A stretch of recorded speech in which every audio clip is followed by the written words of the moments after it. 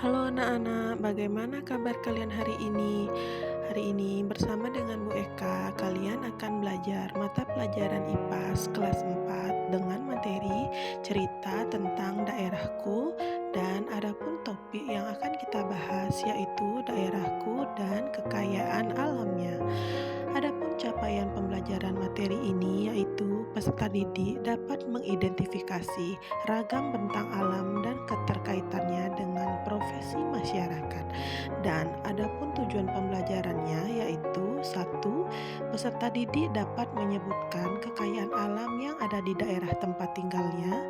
Dua, peserta didik dapat mengkorelasikan pengaruh geografis dengan kekayaan alam di daerah tempat tinggalnya. Tiga, peserta didik dapat menyebutkan cara yang bijak untuk memanfaatkan kekayaan alam di daerah tempat tinggalnya. Adapun beberapa pertanyaan esensial mengenai topik ini yaitu satu, apa saja kekayaan alam di daerah tempat tinggalku? Dua, bagaimana pengaruh geografis daerah tempat tinggalku terhadap kekayaan alamnya? Tiga, bagaimana cara bijak untuk memanfaatkan kekayaan alam di daerah tempat tinggalku? Nah, anak-anak, apakah sebelumnya kalian sudah mengetahui apa yang dimaksud dengan kekayaan alam? Jika belum, mari simak penjelasan Ibu Guru berikut ini ya. Nah, kekayaan alam adalah segala sesuatu yang berasal dari alam yang dapat digunakan atau dimanfaatkan untuk dapat memenuhi kebutuhan serta kesejahteraan hidup manusia. Perlu kalian ketahui anak-anak bahwa letak geografis suatu daerah akan berpengaruh pada kekayaan alamnya.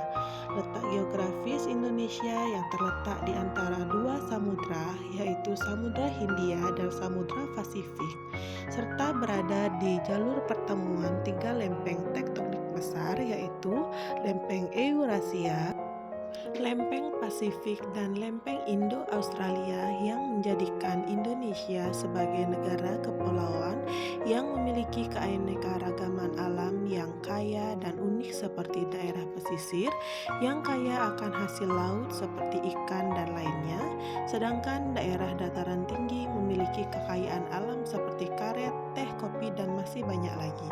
Perbedaan karakteristik di suatu daerah sangat mempengaruhi kegiatan ekonomi, sosial, budaya, dan pola hidup masyarakatnya. Misalnya, karakteristik daerah pegunungan yang permukaan tanahnya kebanyakan perbukitan dan tidak rata tetapi tanahnya subur dan sangat cocok dimanfaatkan sebagai lahan pertanian.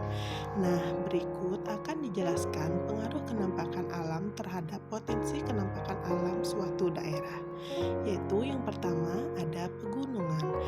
Daerah pegunungan banyak dimanfaatkan oleh masyarakat sekitar sebagai lahan pertanian, perkebunan, dan kehutanan.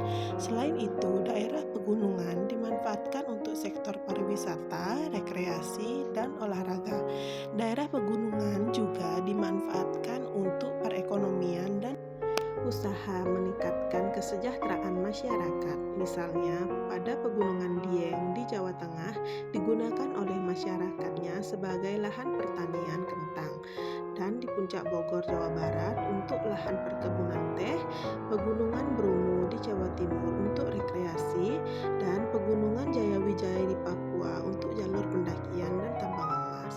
Yang kedua yaitu dataran rendah.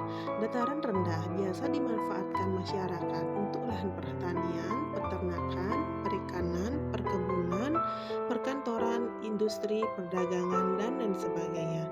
Pemanfaatan daerah dataran rendah biasanya dimanfaatkan untuk aktivitas perekonomian seperti daerah Karawang, Jawa Barat sebagai pusat industri, daerah Jakarta untuk pusat perkantoran dan perdagangan, daerah Semarang di Jawa Tengah untuk perikanan atau tambak, dan Provinsi Riau, Jambi, Sumatera Selatan atau Pulau Sumatera untuk perkebunan kelapa sawit.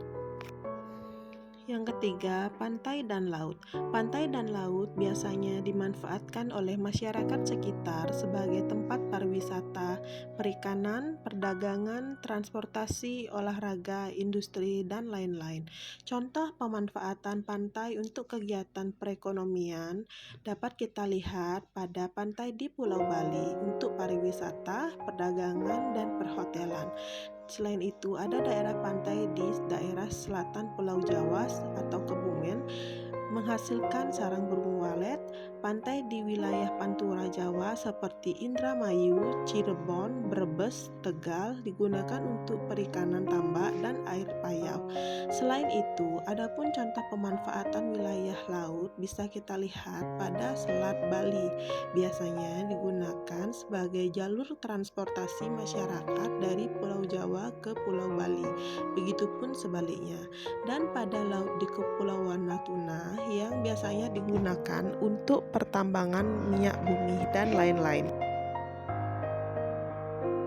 Yang keempat ada sungai. Sungai biasanya digunakan oleh masyarakat setempat sebagai jalur transportasi, perdagangan, perikanan, olahraga, irigasi, dan PLTA. Pemanfaatan sungai di Indonesia bisa kita lihat pada Sungai Kapuas di Kalimantan Barat sebagai jalur transportasi, Sungai Musi di Sumatera Selatan untuk perdagangan, dan Sungai Opak di Yogyakarta untuk wahana olahraga, dan Sungai Bengawan Solo untuk irigasi dan lain-lain. Yang kelima ada danau dan waduk. Danau dan waduk biasanya dimanfaatkan oleh masyarakat sekitar untuk perikanan, pariwisata, olahraga, irigasi, dan PLTA.